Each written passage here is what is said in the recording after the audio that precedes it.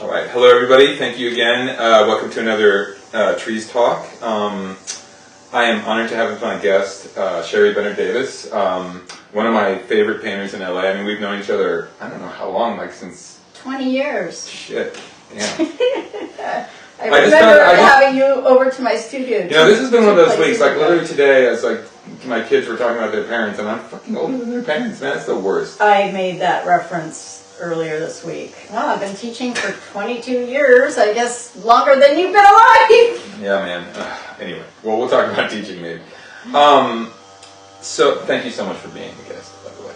Pleasure. Thank you for having me. So, you know, I mean, it's interesting when you interview somebody that you know fairly well, and even I know your work well, but I mean, it is interesting when you get ready to think about talking to somebody. I do start to think about it in some ways that I didn't, and I actually realized that I think of you as being one of the people, I don't know if you'll like this or not, but I hope so, but that actually holds the quality line up in LA. I'm you like not supposed to like that. No, I don't know. Some people might think that you never know how people are going to take stuff. But I always have thought of you as a painter who actually knows how to do shit, right? Thank you. It's a grand compliment. Well, I mean, I think you know that you know how to paint. I mean, you can admit that without being arrogant, right? I feel like I'm constantly in a battle to learn how to paint. Okay, I had a feeling you'd say that. So I guess, I mean, it's not that I want to have a first question per se, but I guess one thing I am interested in is, on one hand, your work, it has very... Like, one entrance into your work is the beauty and the craft of it, which I think is a really great way to invite people in. But it's funny because that's not the thing that I remember when I leave your work. It's like it has an interesting feeling to it, or calls to mind images and leaves that kind of impression. So I guess I'm interested if that experience that I have of your work, or I have had fairly consistently, is one that you also think about, or and when you make it. Exactly. I'm really interested in materiality for myself, and color for myself, and aesthetics for myself. But there's also the thing about being really attractive to the viewer with those qualities in order to come underneath with the content. Right. So that, you know, the best work for me is the work that has multiple layers, just like in literature or music or anything else. Yeah, and I know we've talked about this before, and it sounds, you know, it's interesting because when I talk to people about things like this, particularly the layering thing, it just sounds, whenever I talk to people, it's kind of like groupthink, where of course that's what we want in art, right? That sounds perfect, but I don't necessarily think that's a universal value, nor do I think it should be, by the way. I don't even think there should be, but it is kind of like when you're around your people, it's kind of like nice to talk to people who do share that, you know, because our work is super different from each other in many other ways, but I do think we kind of share that. There's an intention to the quality of the work, and how you're working with your materials. So I guess, and I think there's so many positive things about that, but I am kind of curious to hear if there are things about that aspect that are struggles or even liabilities for you, whether it's in the process or the reception of the work, or... Because for me there certainly are, but I don't really want to talk about my work, I want to talk about your work. Well, I don't know about the reception. I mean, I'm making work for, you know, people who are into the kind of work that I make. Yeah. But in terms of process, Live. The gardeners are outside. At least you have good lawn care, right? Somebody else, but anyway. Okay. I'm really interested in all those issues about craft and material and all that, but I think that struggle thing that I mentioned is that even though I went to art school, and I know a lot of people will say that of our generation, because we don't have masters and apprentices. Right. And so your education can be really spotty, and I feel like I'm totally self-taught in terms of being a painter. And I mean, nobody ever taught me really traditional ways of painting. Where did you, I actually don't know if I've talked about where you studied. No, told me, I just forgot. It's a meandering road, baby. Well, that's so, okay. you know, Are you from California? Yeah, I grew up in Orange County, right. and I left home before I finished high school, and I made it my business to finish high school. And then I had a roommate who was taking photo class at the local community college, so then I was like, I could do that. And so that's actually where I had a teacher, because I was taking art, because I liked it. Yeah. I had a teacher who encouraged me I could do this.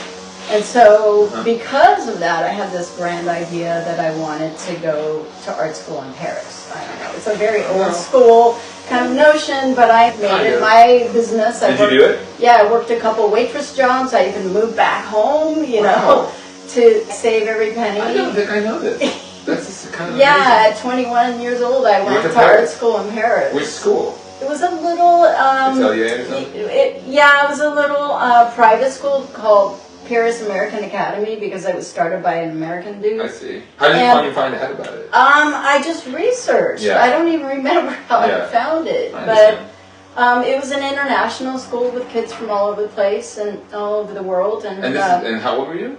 21. Damn. Wow. Yeah.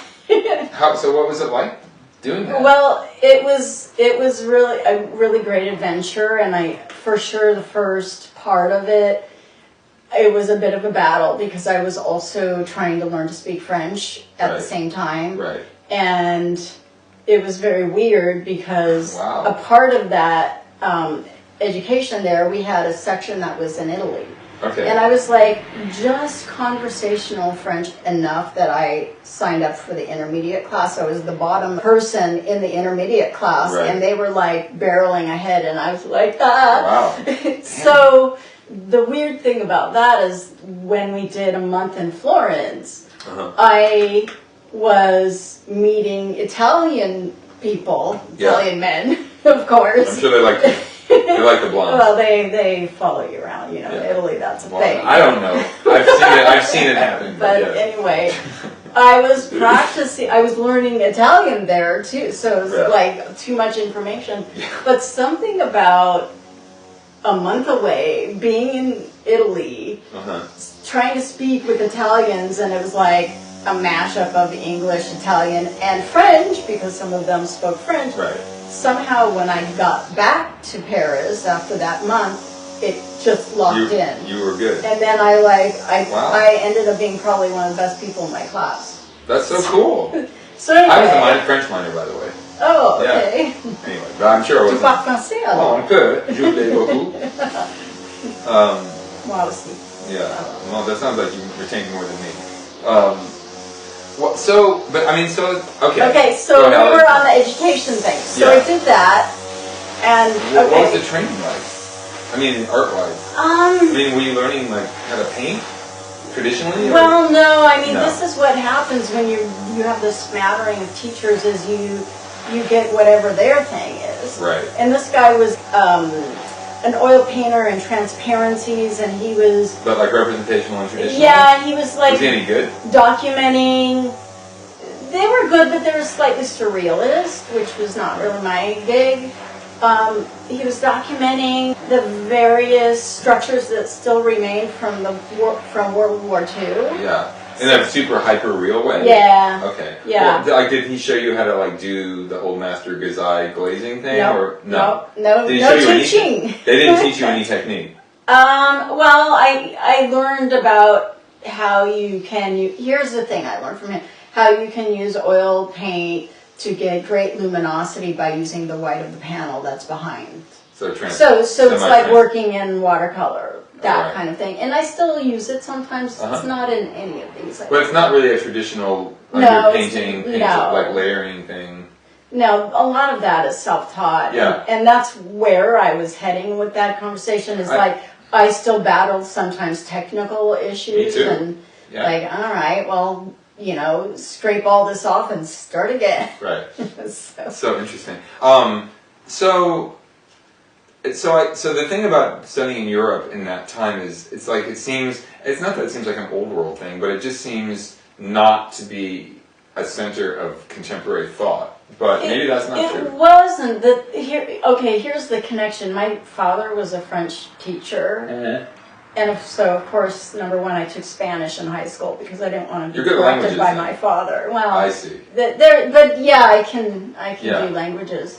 But so I lived in France twice. I lived in France at 5 years old, and then again 21. So there was a connection with France. Yeah. And then my parents, they had 6 kids. What? And Brady Bunch? Yeah, they're Brady Mormon, so like that's the yeah. history of the runaway and all that stuff. That makes sense. So anyway, they had 6 kids. My father was a school teacher. He was earning the entire income for 8 people. Wow. So but apparently my parents didn't think there were enough people in the house. We also had foreign exchange students come stay in our house with us. Was it kind of fun though? It was. There's one Drichi Tsubuku who is now found us again because of Facebook. Wow. So we're still in connection. From Japan. Japan, yeah. So one of the last people who came, who was after I was living there, I think, or maybe when I was saving money. No, after I was living there, when I left home early. I'm blanking on her name right now, but she was French from Paris, and she was a foreign exchange student when she first stayed with us, and then later she became a stewardess. And that's not the correct word anymore, I forget. But anyway. Aviation specialist? But anyway, she came back, and this was when I was in community college, I think, and she said, well, why don't you? And that put the bug in me. So it was sort of a connection with the place, the history of art there. Well, I was going to ask you, like, when you were in Florence, because my mom took me to Florence and Rome as a graduation present from high school when I was 17 in 1984. And it really had I love Renaissance painting anyway. I mean, so being in Florence, and actually my favorite place was Arezzo, where Piero's fresco cycles and whatever. I mean, I love all that stuff. But I was wondering, because as you were telling the story, I was looking at these paintings, and one of the things, it makes me think, your work actually, now I didn't realize it makes me think of Botticelli. In an interesting way, but kind of. And your work is really lively, but it is also kind of quiet. The way Florentine work is. I love that about it. It's not boring quiet. It's not, but it's kind of, chill is not the right word either. I'm not sure what word it is. It's very beautiful. It's like music that is rich, but it doesn't ruffle your nerves. What a beautiful thing to say. Is it? Thank you. Okay. Well, I'm not trying to compliment you. I'm just telling you. There's some work at times that was a little more like gut punch. No, sure, but I guess my question is, do you think being around, the European art history firsthand, particularly Uffizi, I mean that place is ridiculous. Yeah. Did it impress? At the time, did it mark you at all, or did you not really? Well, it's hard to know what feeds in. It's not something I've ever thought about, but okay. I feel like, there are things that come up in your work that are totally unconscious that sometimes you realize years later, or somebody else points out to you and you go, oh my God, of course. Right. So I just feel like, we just have this sort of, encyclopedia of images. But you didn't necessarily have a moment with a single painting there when you were there where you're like, oh my God, my world just got changed. Because that happened to me when I was 5, and I saw the movie, the really cheesy 1970s Italian biopic about the life of Leonardo da Vinci. It was a bad dub version on PBS. But I was like, that's what I'm going to do.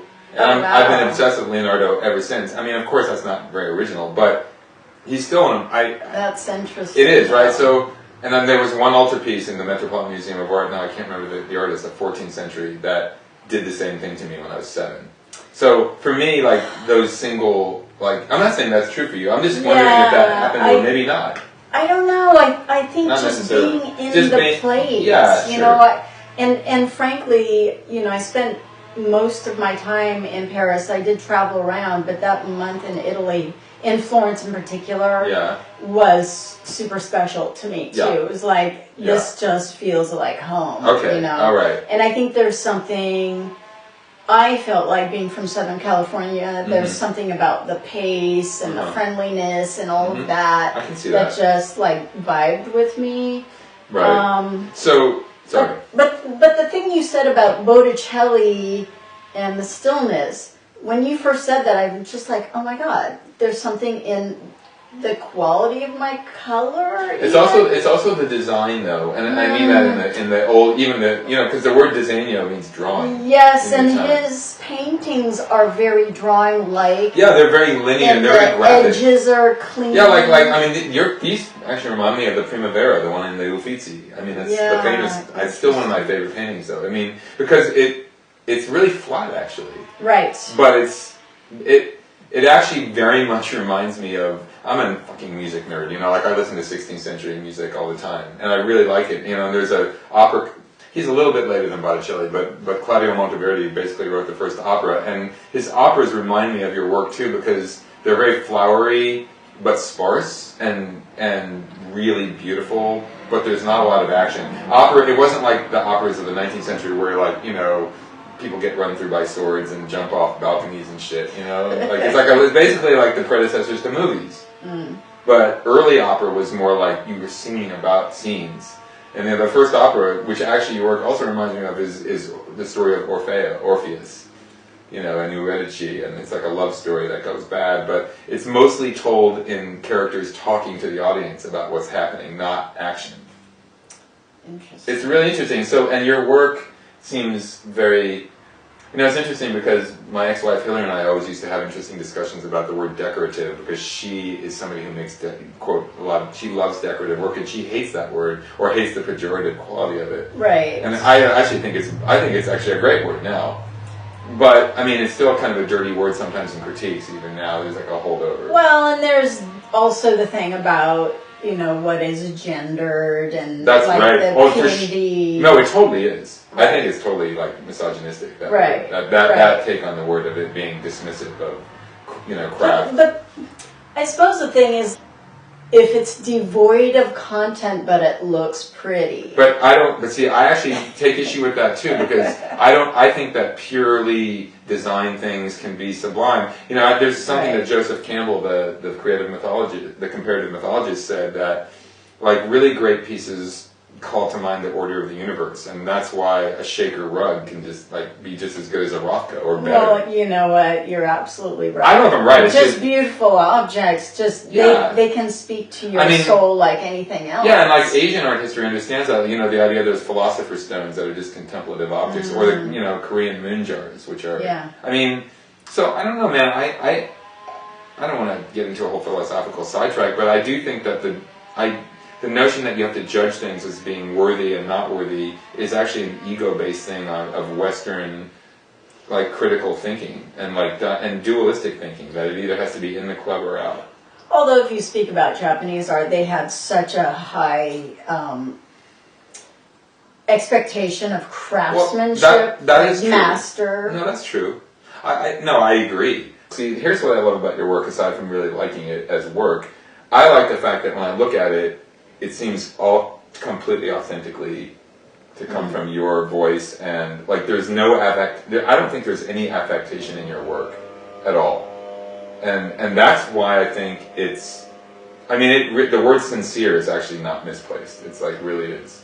Thank you. And that's really how I feel about it. Yeah. You know, sometimes you get posed the question about who are your references. I'm not looking at anybody else. I'm developing work in my slow, weird-ass way. Yeah. And going wherever it takes me. But don't you think you're...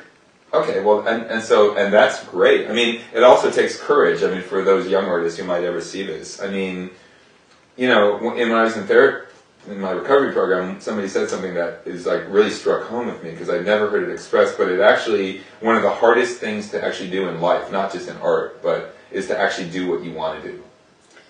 Because then you're forced to reconcile whether you fail or how much you, not if you're going to fail, but because it never looks as good as it does in your mind, right? So then you have to basically like use failure as a daily yardstick, which ain't easy, man. It's hard on the old ego. I have a manifesto on my wall. Oh, yeah? By Linda Day. Oh, I know who Linda. Yeah. Linda Day, the painter. Yeah. Did she pass away? She passed yeah, away. I knew her. I liked her a lot. What does it say? I thought she wrote something about failing. Be a fool for love, be a fool for art, embarrass yourself in the studio on a daily basis. There's your failure. Yeah. Build it up, break it down, find it, lose it, find it again. Colors, flesh, black and white are bones. Remind yourself daily that real freedom exists in the studio and probably nowhere else. That's really true. That's a great manifesto. Yeah. Well, there you go. And it seems like you live, I mean, you're maybe one of the few artists that I know personally who seems to have figured that out as a young artist. That's pretty fucking cool, man.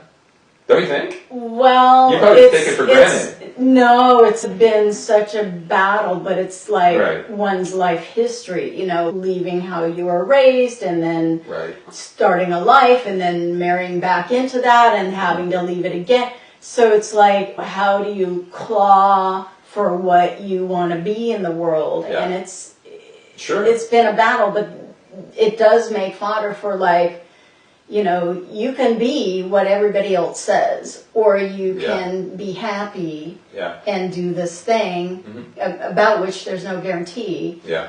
But, you know, I was thinking when you were talking about that, I started this botanical thing a number of years ago, and at the time there was another LA artist who was making work that was kind of similar to what was sort of in my gut. Yeah, yeah. And I hesitated because I thought, that person's already making it. They're gonna say I'm copying her, but I wanted, and I just like started making the work that I wanted to make. Did you guys have a problem? No, my work developed a whole different direction. Her work developed a totally different direction. Yeah. We're totally friendly. She's constantly writing really, you know, wonderful That's really things cool. about everything I post. Do you mind mentioning that person? No, you don't want to. That's fine. You don't need to. But so I actually have a follow-up now. Okay. Since I seem to be needling you a little bit, but only because I think you're an awesome artist, by the way. I would not needle somebody who I didn't admire. Just to be we're clear. having a lively conversation. But why does it matter? I understand from a marketing point of view and galleries thing why it matters. I don't, because I don't even want to whisper that I'm copying something. Why not? Who cares? Because see, that's another thing I take my issue with. impulse is so authentic that it offends me to have somebody perceive that I'm just like, I like what they're doing. So, okay, I mean, you realize that people do admire your work, though. Like, I mean, when I talk to other artists about, I mean, it's not that we sit around talking about you all the time, but, you know, your name does come up, and you're just known as somebody who's really good. Don't you? I mean, I would hope you're aware of that. Are you not aware of that? No. You're not? No. Seriously? Certain people say things to me that are very kind. But you don't listen. But I don't feel that I'm that well known. So. I didn't say you're well known. Okay. I just said, I mean, well, people know who you are in LA. It's not like everybody does, but people, come on, you're part of the landscape on the art scene, right? You know, you would acknowledge that. Okay. Right? I'm not saying you're like a household word or anything, but, and I mean, I think people are like, oh yeah. Listen, I can say the same thing about myself without being egotistical. I just think I'm a decent artist among many. And I'm totally comfortable with that. But, you know, after my first show at Roberts and Tilton, Habib, you know, we all know Habib, he was like, yeah, man, everybody knows you're the guy who knows how to draw really well. And I didn't take that egotistically, because lots of people know how to draw really well. But I'm like, I actually deserve that, because you know what? I do know how to draw pretty well. And that's cool. So I don't think there's anything amazing about that, but it is, I mean, you're technically like, clearly you know how to do lots of things really well. Thank you. Technically, right? So, and then you can move on to the other things about your work, which, I mean, it's interesting that Wayne Thiebaud, because, you know, I'm actually curating a show in Santa Ana. Do you know Vaughn Sumner? Do you know that artist? He teaches at Fullerton College, and he's a sort of pop, I hate labels, but I guess he would probably be labeled as a pop surrealist, and he's excellent, or he's a wonderful artist. He studied with Wayne Thiebaud and was close friends with him, actually. Interesting. And so, I mean, so speaking of work that might verge on Yeah, that cast shadow right there. Well, but it doesn't feel anything like a Wayne Thiebaud. But Right. what I mean is that, Wayne Thiebaud was also a kind of iconoclastic guy who was like, was he a pop artist? Is he a lyrical artist? How can you have a pop lyrical artist, Like your work actually also makes me think, not content similar, but in terms of being a mashup, Lisa Yuskavage, who I really like her work. Interesting. I mean, so you're not really dealing with like hypersexual adolescence, but her work also has a sort of as a sweet and sour kind of thing going on, and Yes. your work is not so much like dark content, but it definitely it's the quietness in place of the darkness that I think is interesting. Anyway, but it has a slow burn to it, like the way these are rendered against that super flat is, in a way, it's kind of pop, but then it feels old masterish too. It's very interesting. It kind of has a warmth to it, even though it kind of has a cold exterior. It's got some layers, as you said. Right. And then this super flat palette knife. I mean, which could seem overly strategic in the hands of another artist, but actually doesn't in your hands for some reason. Which I actually don't even know why, but I can feel it.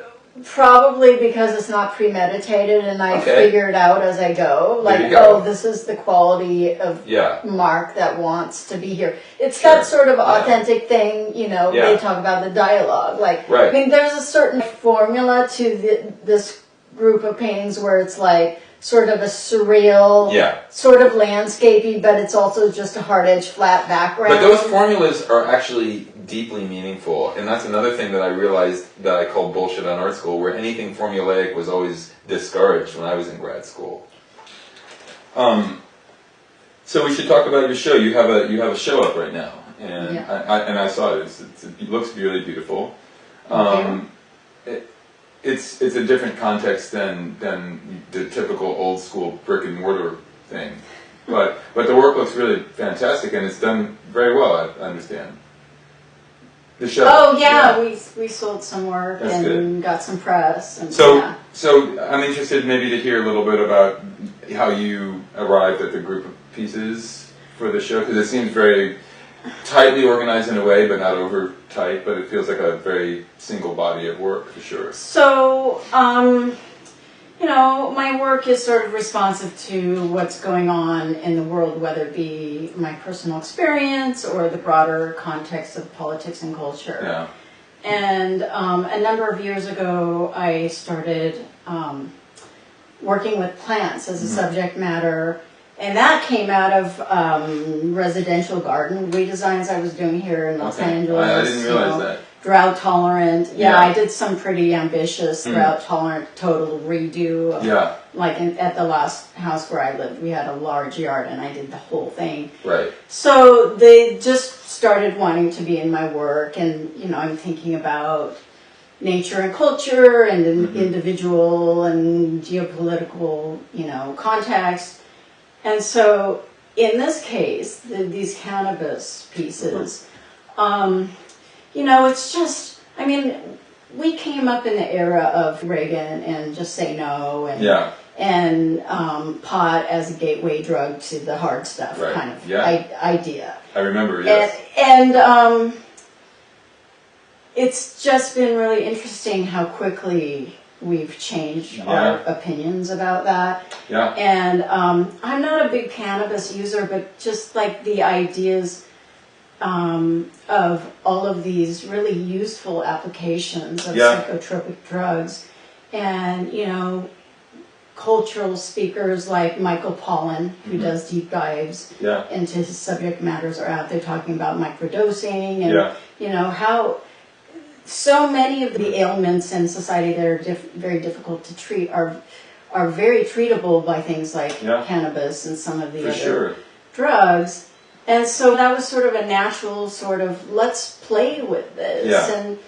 And frankly, we're living in such a dark, it feels very dark, but there are also great things happening. Yeah. And I think personally as an artist, it's just better. I just want to speak about the beauty, and it can be like a pushback against the other stuff. No, I mean, it's interesting to hear you say that because we actually haven't talked about this, by the way. Right. We did not rehearse this. Right.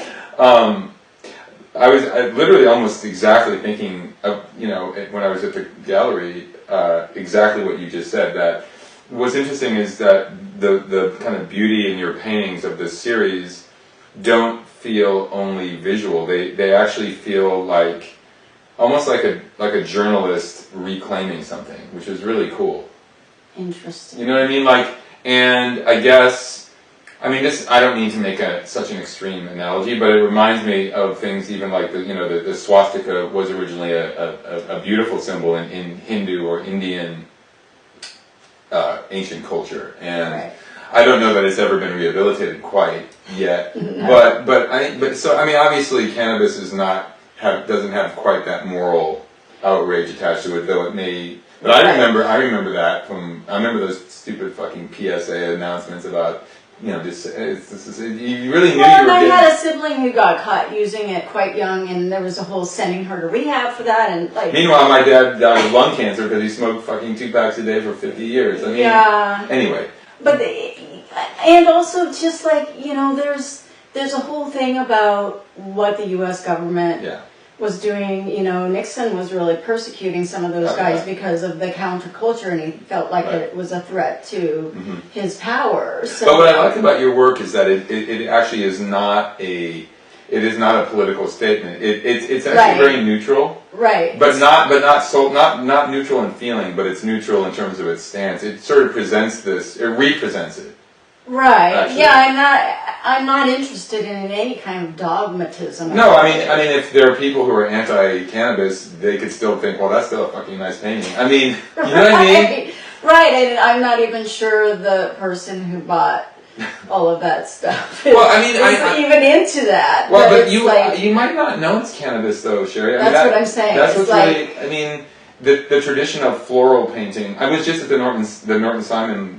Not this weekend, but the weekend before, and all those Dutch still lifes of flowers are really interesting because it made me realize that they're really just purely beautiful on one level, but then the whole. I just read another article about the tulip thing. Do you remember about how it was one of the first examples of saturated market and everything tanked and the economy was ruined.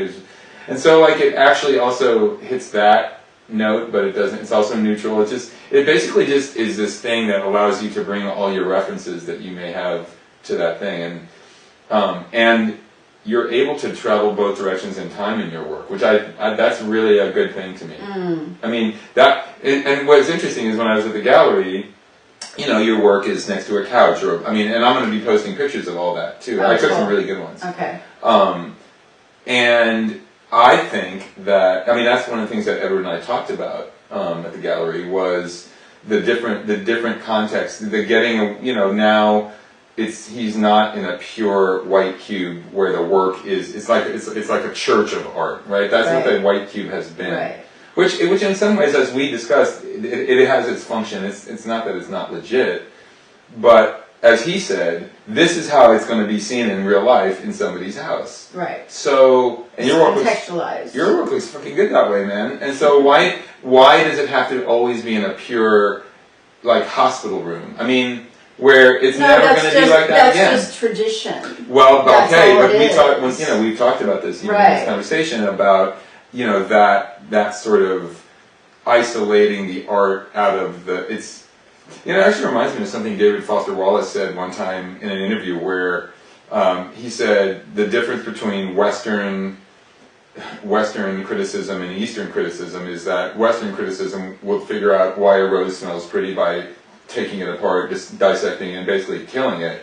Eastern, philosophy would just look at it and talk about it and observe, and it would still retain its right. And so, kind of that's what we're talking. In a way, it made me think in retrospect of the art world is kind of like the operating table, which again, I'm not saying it's not legit, but it certainly that as the prime model is dead.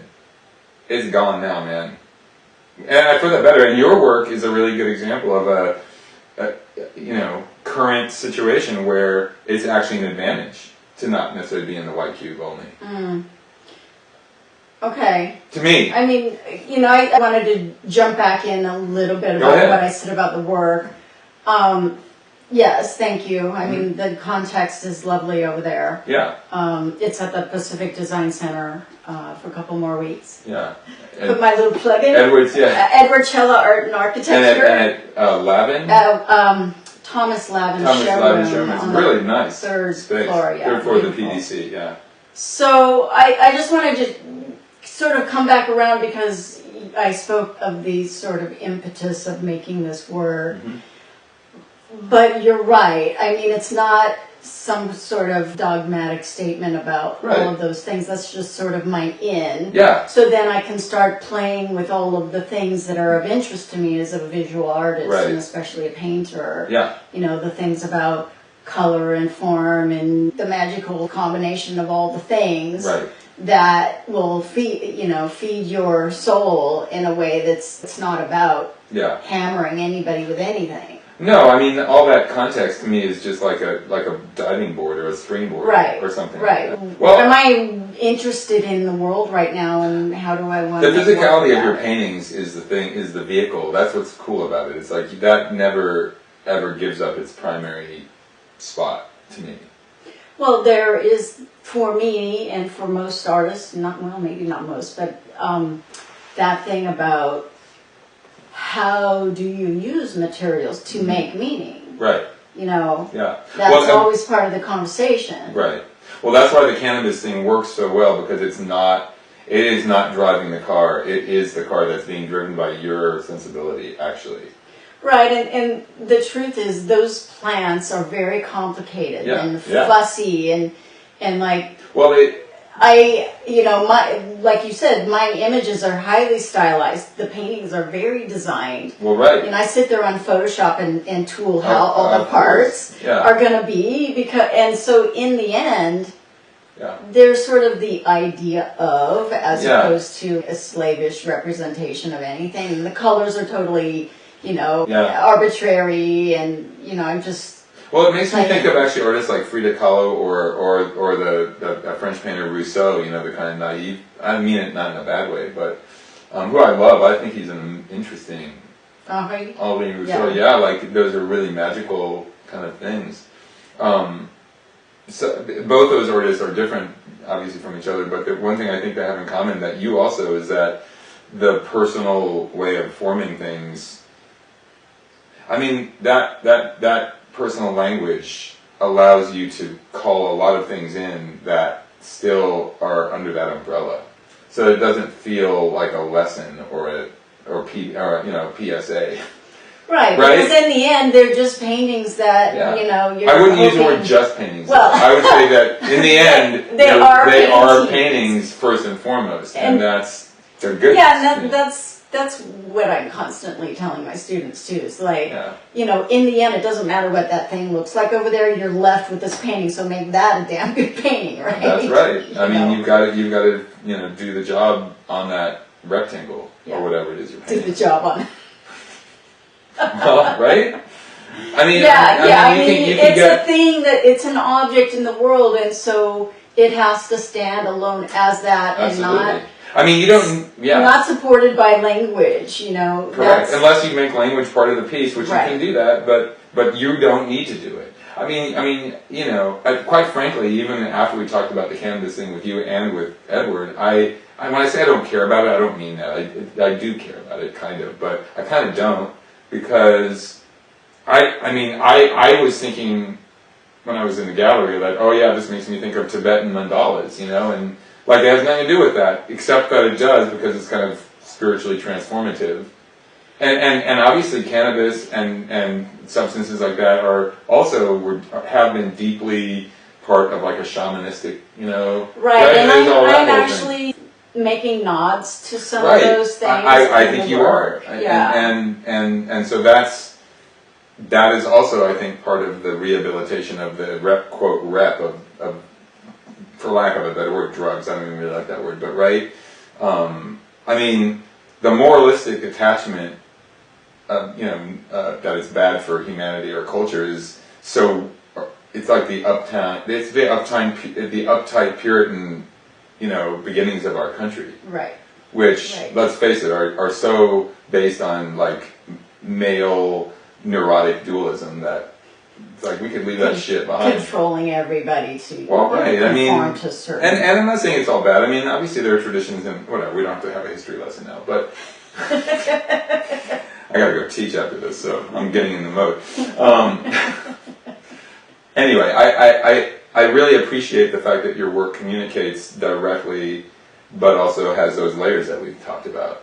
And to be able to do both of those things sounds kind of simple, but it's pretty hard fought in the studio. I mean, you're fighting. I can see like when I talked to Tom LeDuc about that Zerberon still life, in the Northern Simon, like he said something really great. He said that still life, you can tell he was willing to die for every inch of painting. I love that. I mean, it sounds a little cheesy at first, but when he says it's not, because I know what he means. I was looking at your the way you painted the leaves on that centerpiece that maybe was the first piece that sold or something, or the one that Edward said that's the piece first that made one me. that sold is gone. No, that's right. They're all gone. No, I think it was the piece that made him want to show the work. It's it's a small one. It's a small one, but yeah. it's a fucking killer, man. Thank you. But yeah, I was looking at every one of those little green leaves. I was like, oh shit! I know what that took. That wasn't fun.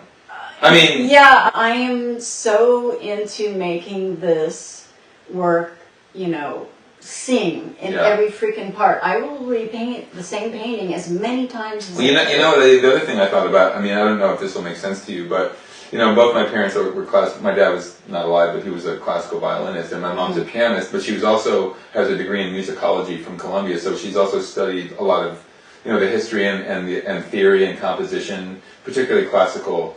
And I love classical music, and so we've had a lot of cool discussions. And I remember one time we were talking about, of all people, Mozart or Bach, any of those great, they're the super amazing geniuses. And she said one of the things to her that makes them better than other composers, and she did use the word better, even though I don't like it, but I'll use it. One of the things that made those composers so much better is not that they made beautiful themes or even their orchestration. It's that if you think about the creation of the whole, let's say the first movement of a symphony, you have theme A and you have theme B, but how do you get from one to the other? And she said, she used the word connective tissue, which I think is a really cool word, and I use it when I teach. Like Mozart invents some little thing to get from this passage to this one, and it is in itself an incredibly beautiful section, right? But it is still secondary. You wouldn't mistake it for the main theme. And then it's the same thing I heard about Shakespeare. His minor characters are just as amazingly written as anybody. The two murderers in Macbeth. They only have one line, but it's a fucking great line. Right. Well, so, I say that too with my students. The background is as important as the image itself. Yeah. It's everything. But I mean, your connective tissue is as good as anybody's. That's my point. Not to make it sound grossly anatomical, which you probably wouldn't mind, actually. Anyway, so that I think as a technical or aesthetic kind of thing is, in the end, that's what pays the bills, I think. Right? Yeah. And then the thing is, if you, as the poet Borges said, if you actually do your job good enough, nobody notices. Nobody bothers to thank you. You don't want them to. Yep. It's even though you really do want them to. It's like the dancer who makes it look so easy. Yeah, it should just be seamless. Yeah. I don't want to talk about my work, but I got to tell you this funny experience I had when I did this wall drawing at the Torrance Art Museum when Christina Newhouse curated a really cool show. I made a wall painting drawing. I did it in latex and house paint and watercolor. So some guy and it was a good one. I have to say it was one of my good pieces. Some guy comes up to me and goes, "Hey man, that's pretty cool, but could you tell me how you found a decal big enough to stick on the wall?" He did not he would not believe that I painted it on the wall, right? That's actually a compliment. Right, but it's hilarious. It's very funny. Right? And I just said, I can't conceive that somebody actually made this. Right. And so, but that's sort of what I mean, you can't be waiting to get patted on the back all the time for your pains. You just you're doing it so people can have a good experience. That's my impulse. It has to be right. It doesn't matter how long it takes. I will keep doing it until it locks in all of the parts. And then you just keep moving on. I mean, because that's just your baseline. It's not, you don't get any super points for that shit. No, it doesn't matter to anybody but you and a few aficionados. Well, it's like those guys who used to like who make cathedrals, and they would like make the extra beautiful parts in the what's called the what's it called, clear story. You know what a clear story is in a cathedral? It's like the very top area. There's no floor. It's just, but it's still it's so God can appreciate it. And that's where they put the good shit. Man. Right? That really gets right to the point. I'm into that. No, me too, man. But you ain't getting a good review in the LA Times for that. They ain't gonna see it. Up there inspecting. Anyway, it's a really beautiful show, Yeah. and I'm really happy I got to see it. Thank Yeah. you. Thanks Yeah. for coming. Oh, of course. Yeah. Anything you'd like to end on before we close it? Well, if you're in Los Angeles, come see my show. So why don't we explain exactly where it is and how long it's up? Okay, so the show is being presented by Edward Cella Art and Architecture, and he's partnering with Thomas Lavin Showroom in the Pacific Design Center in West Hollywood. On Melrose. In San Vicente. It's at the intersection of San Vicente. Is it Melrose? Yeah. Yeah, okay. I was thinking Santa Monica. Anyway. No. And it's up through March 25th, so there's like a couple weeks left. Yeah, it's well worth the trip. Okay, Monday through Friday. Okay. Okay. Thank you so much, Cherie. It was really great to talk to you. Thank you. Thank you guys for tuning in to another Trees Talk. This will be posted on YouTube, and clips of this will be posted on my Trees Instagram site. And we will see you next time on Trees Talk.